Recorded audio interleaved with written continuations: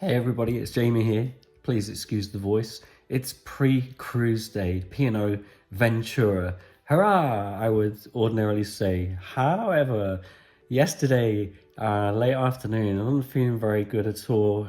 Going into the evening, through the night, just feeling rough. And this morning, even more so. So of course, I've taken a COVID test and the results are in. Oh my goodness. So positive COVID test for me. And I think you know what that means about the cruise, don't you? So first of all, please do excuse the way I sound and look. I'd love to be able to say I'm looking glam, but I know I'm not. So I hope I'm not scaring you off too much anyway. Please also excuse the breaks in my voice. I could go operatic at any moment. But of course, what does this mean for my cruise? Well, the first thing I did was to complete the health questionnaire, which at the moment you need to complete within 72 hours of sailing. So it was quite an easy process actually, because some of the questions, which I'll show you in a second, are very direct about COVID. Here's some of those questions on that health questionnaire you need to answer before gaining access to a cruise terminal. Once I'd completed the questionnaire, I had an automated message which essentially says, it's like, warning, warning, warning, you may not travel, we're sorry, you can't travel. On completion of the health questionnaire and on receipt of this particular message, it actually kickstarts the cancellation process, so there's no need to contact P&O. So once I had completed the health questionnaire, which indicated I wasn't healthy, you get the pop-up message about you're not able to travel and then to check your emails. And here's a look at that email for you. Gosh, I made that sound so joyful, didn't I? Just such a pro. You'll notice as well that any excursions or restaurants booked in advance, any pre-purchases will be refunded. Essentially, there's a really nice apology actually from P&O. It's not your fault, P&O. It's not your fault at all.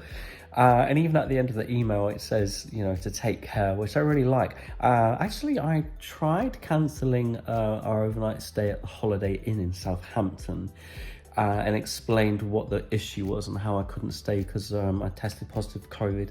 And you know what? The response from the receptionist was really poor. It's just so clinical, uncaring.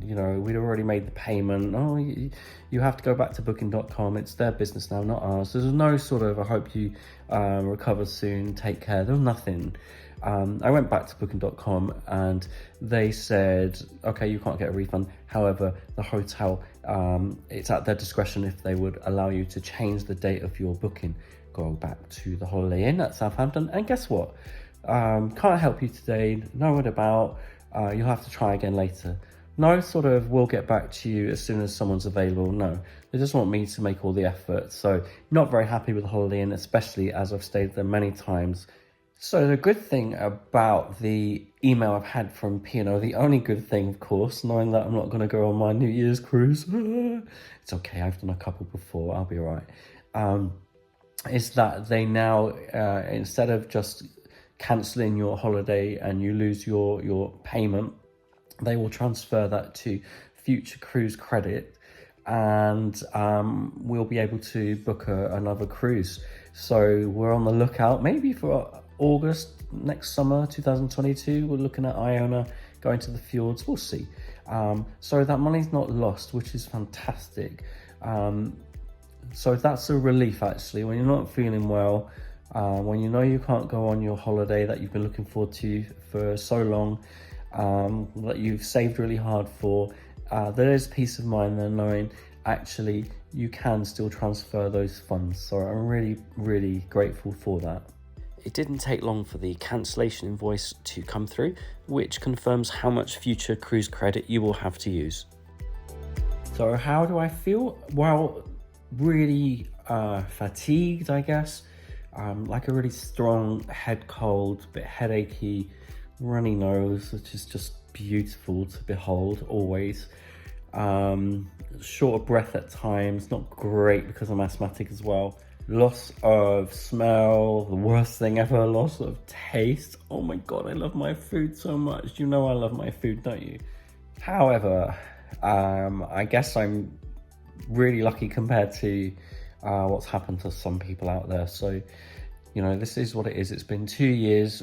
I haven't had COVID in all the time. I've been in class teaching 30 kids 5 to 6 times a day, meetings. I've been traveling, as you know, so I've been really fortunate.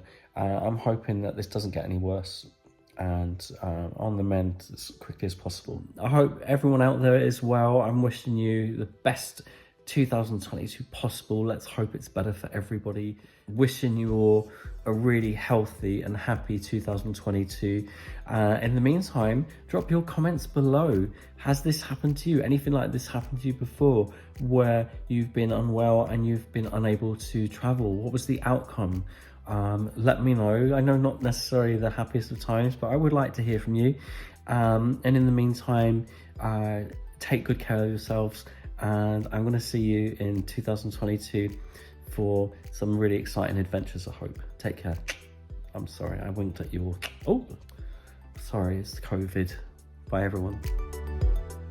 And a very happy new year to you all. Please don't forget to subscribe to Travel Blog Jamie on Instagram, Twitter, and YouTube.